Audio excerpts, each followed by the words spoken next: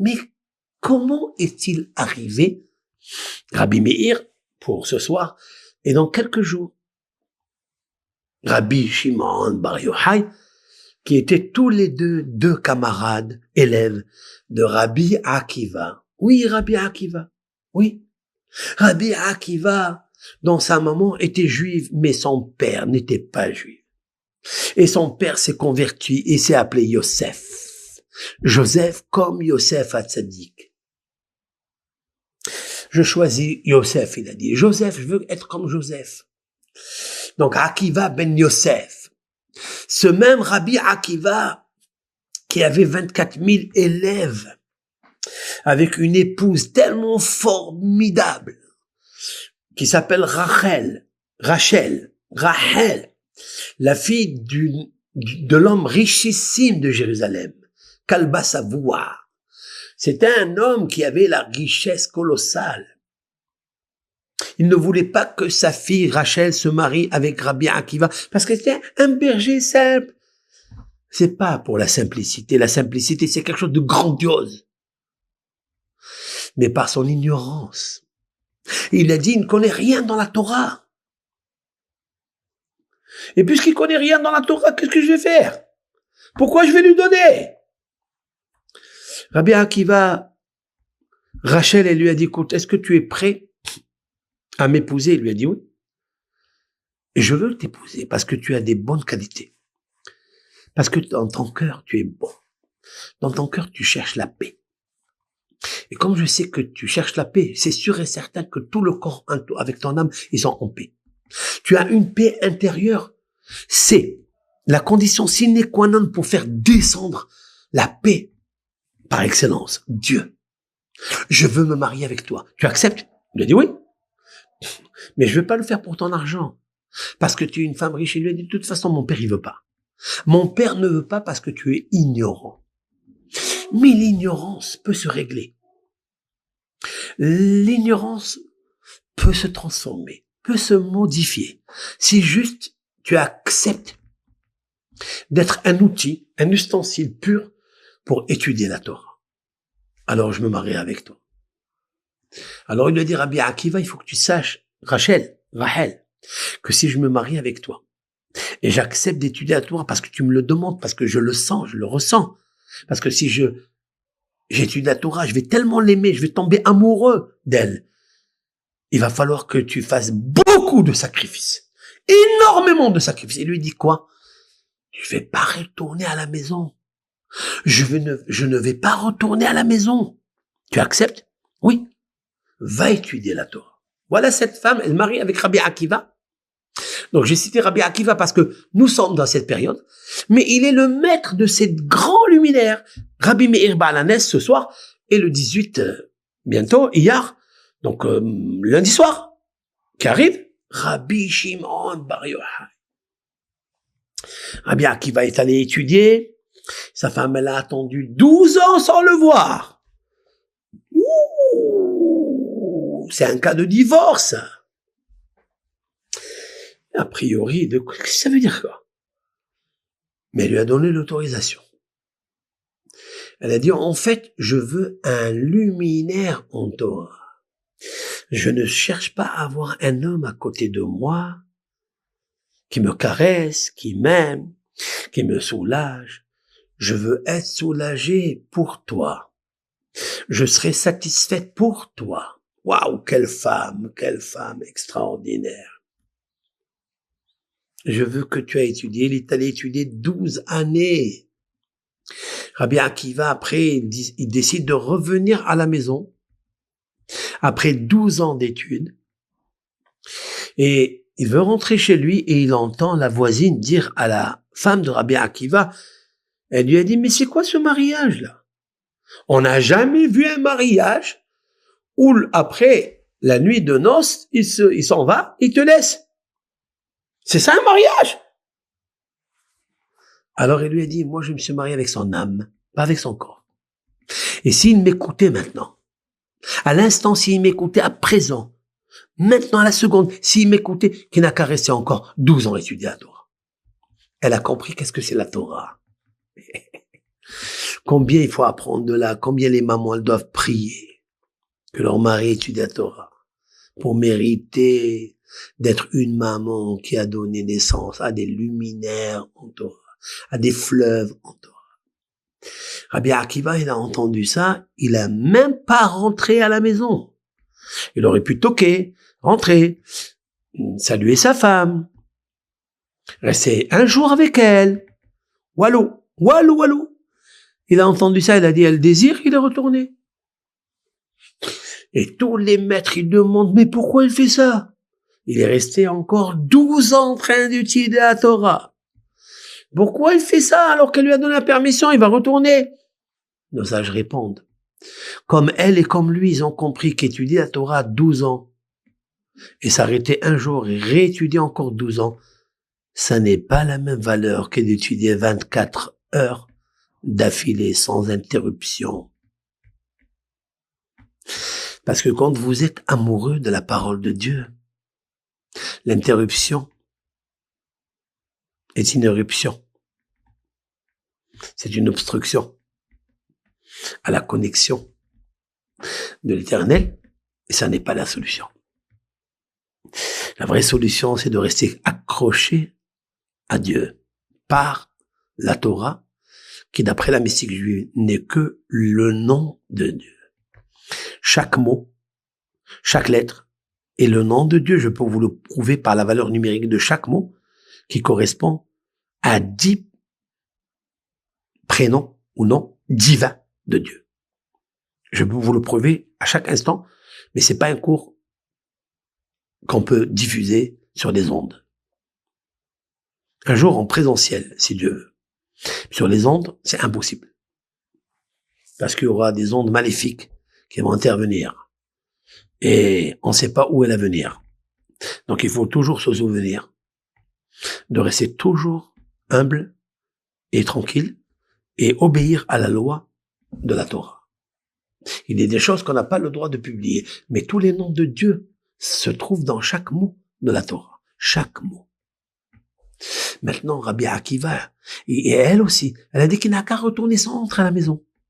Parce que 24 heures d'études d'affilée sont plus forts, plus grands, plus puissants, plus lumineuses, plus fleuves jaillissants que 12 et 12 avec interruption. Voilà une femme extraordinaire. Maintenant, il a réussi. Rabbi Akiva a amené 24 000 élèves après 24 ans d'études. Mais voilà que tous ces élèves sont morts. Tous ces élèves ont péri, sont morts de la maladie du croup, c'est-à-dire la diphtérie, l'étouffement, étranglement, strangulation de la gorge pendant le sommeil. Ils avaient une apnée très profonde, ça s'appelle la maladie du croup, et ils sont morts. Étouffés. Et pourquoi ils sont morts? Par la gorge, par la respiration. Pourquoi? Nos sages s'interrogent dans le traité Yevamot 62b. Pourquoi? Parce que la Torah, c'est la respiration. Et la Torah, elle doit être pratiquée avec la paix. La Torah, l'oxygène. T'as besoin d'oxygène avec la Torah. Mais l'oxygène, le plus grand de l'oxygène de la Torah, c'est la paix. Le shalom. La paix, le shalom. La seule adresse du mauvais penchant, de l'ange de la mort, l'adresse où il va taper pour casser le monde, pour tuer les couples, pour détruire le couple, c'est la scission.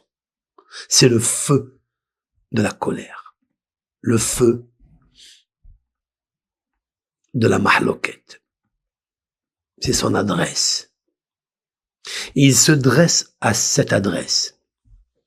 Je vous en prie, avec tendresse, restez tendre et dressez votre cœur pour s'orienter vers la paix, courir vers la paix, être la paix. Maintenant, Rabbi Akiva, il a perdu tous ses élèves parce que ils ont un problème. Ils sont grands géants en Torah, mais c'est pas l'essentiel du tout. Ça n'est pas la connaissance d'une bibliothèque ambulante. C'est pas ça. Dieu, il regarde pas ça du tout. Il voit pas combien de pages tu as étudiées. Il voit comment tu les as étudiées. Avec quel cœur tu les as étudiés? Avec quels yeux tu as étudié? Avec quel esprit tu as étudié? Est-ce que tu as étudié cette Torah pour amener la paix au monde, comme dit Maïmonide? Que tout le but de la Torah, le but final, c'est pas l'étude, c'est la quintessence de l'étude. Et c'est quoi? Le shalom, la paix. Comme il est marqué dans les proverbes du roi Salomon, Darcheha, Darche Noam, les chemins et les conseils de la Torah sont agréables, Vechol Netivoteha Shalom, et tous les sentiers, c'est-à-dire les petites veines, les petits sentiers kabbalistiques que tout le monde ne touche pas. Il y a des petits sentiers que personne ne passe là-bas. Vous avez la Torah, c'est les autoroutes. Tout le monde rentre dans le Talmud, dans le Zohar, mais il y a des petits sentiers. C'est les petits sentiers sont remplis de paix. Il faut être un homme de paix pour les comprendre, pour que l'Éternel puisse nous dévoiler les secrets mystiques, mystérieux de la Torah, avec ses codes incommensurables. Il faut passer par les sentiers. Je répète le verset des Proverbes. Darcheha, Darche Noam. Les chemins de la Torah sont agréables, les autoroutes. Il y a des aires de stationnement, tu peux aller te reposer. La Torah, elle amène quelque chose de sublime, de quelque chose de magnifique. Mais attention, elle ne te dévoilera pas ces petits sentiers, là où il y a des petits vergers avec des beaux fruits exquis, juteux, délicieux, seulement. Bechonetivotea, les petits sentiers, shalom. Si tu es un homme de paix. Si tu es un homme de paix, l'Éternel, il peut déverser sur toi des fleuves de connaissances. Mais sois reconnaissant. La connaissance, ça n'est pas la vérité. La connaissance doit ramener à la reconnaissance. Alors il y a la naissance. C'est ça l'essence. Il y a la naissance de l'amour avec Dieu. Parce que la paix amène la naissance avec Dieu. Dieu, il dit, moi, regardez, je suis pas sévère. Oui, je ne veux pas, c'est exécrable de pratiquer l'idolâtrie. C'est exécrable de me faire une rivalité alors que je vous ai fait sortir d'Égypte. J'ai créé le monde. Vous me faites une rivalité. Vous, le peuple d'Israël, j'ai fait avec vous quelque chose que je n'ai pas fait avec aucun peuple. Je vous interdis d'avoir un autre Dieu, une autre puissance, un autre pouvoir, de mélanger un pouvoir avec moi, le pouvoir unique, Dieu. Maintenant, vous l'avez fait, vous serez puni pour ça, mais pas sévèrement, comme celui qui fait les disputes. Il était un roi juif qui s'appelle Ahav. Ils étaient tous idolâtres, tous, mais ils avaient la paix entre eux. Lorsqu'il allait en guerre, il gagnait la guerre. C'est des idolâtres. Et alors, tu es un idolâtre, c'est un dysfonctionnement momentané de la théologie ou de la philosophie ou de ce que vous voulez. C'est une vie d'esprit erronée parce que t'as pas encore bien compris. T'es pas encore mûr, mature. En fait, t'as pas réfléchi, t'as pas approfondi. Je peux te pardonner encore. Mais si dans ton cœur, tu as la haine, tu as un mauvais œil pour ton camarade et tu lui cherches des scissions, des disputes, l'adresse du Satan, je suis pas là-bas. Je ne suis pas à l'adresse où se trouvent les querelles. Je ne veux pas de ça. Vous savez, cet homme-là, le roi, il était idolâtre. Toute son armée était idolâtre. Il allait en guerre et il gagnait. Dieu les aidait parce qu'ils avaient la paix entre eux, le shalom. David Ameller, le roi David, le tzaddik, le psalmiste, le géant David. Il faisait pas l'idolâtrie. Ni lui, ni son armée. Son armée était testée avant d'y aller à la guerre. Autrement dit, quand Moïse, il envoyait les guerriers combattre les 31 rois, c'était tous des gens pieux. Qu'est-ce que ça veut dire, un homme pieux? C'est celui qui met les téphilines, les phylactères, il ne parle pas entre celle de la main et celle de la tête. Il ne parle pas. Il met aucun intervalle, aucune interruption entre la phylactère de la main gauche et de la tête. Parce que s'il parlait au milieu, il était une personne qui n'était pas apte à faire la guerre, car il risquerait de se mettre en danger. Donc il revenait. Donc qui est allé à la guerre? Que celui qui croyait en Dieu à 100%, qu'il était vigilant, qui était un grand sadique. Et pourtant, il mourait dans la guerre. Pourquoi? La médisance, le mauvais œil, la haine, la dispute entre eux. Donc je vois que c'est pas la tête en fait qui doit fonctionner, c'est le cœur. Les petits sentiers, les petites veines capillaires qu'il y a, cardiovasculaires, ici dans le lèvre, dans le cœur de l'âme, ici, balève. Qu'est-ce qui bout dans ta marmite? À quoi tu penses quand tu vois que l'autre il a réussi? À quoi tu penses? À quel moment quand t'as manqué de respect, qu'est-ce que tu deviens? Comment tu réagis? Pourquoi tu te mets en colère? Dieu ne réside pas là-bas. Rabbi Akiva a compris le secret. Il a dit maintenant, qu'est-ce que je peux faire? La moisissure, elle est tellement profonde que je peux plus rien faire. Tout le monde est mort, 24 000. Il avait 700 élèves qui mouraient par jour. C'est énorme, le deuil, énorme. Et puis, quand il s'est endeuillé sur tous les élèves, il est parti dans le sud, du côté de Tibériade, Jérusalem, là-bas. Et il est allé chercher 5 élèves. Parmi eux, il y avait Rabbi Meir, le fameux Rabbi Meir de ce soir. Et Rabbi Shimon Bar Yochai pour lundi soir, cette année. Incroyable. Il leur a dit quelque chose. Je sens en vous que vous avez un cœur pur. Vous allez étudier la Torah et vous allez l'enseigner avec un bon cœur, avec la paix. Et ce que je vous demande de faire, c'est de ne pas être comme les anciens élèves que j'ai perdus, parce qu'ils avaient un œil étroit un vis-à-vis de l'autre. Ils voulaient garder pour eux tous les honneurs et tous les protocoles et chacun y parlait de l'autre, alors qu'il était grand. Il se permettait, parce que des fois la Torah, c'est un grand danger. La Torah, des fois, mal étudiée, c'est un couteau à double tranchant, et on ne sait pas lequel des cœurs il va trancher. Alors arrête de trancher les lois en jugeant l'un et en jugeant l'autre. Une seule chose, Dieu il aime.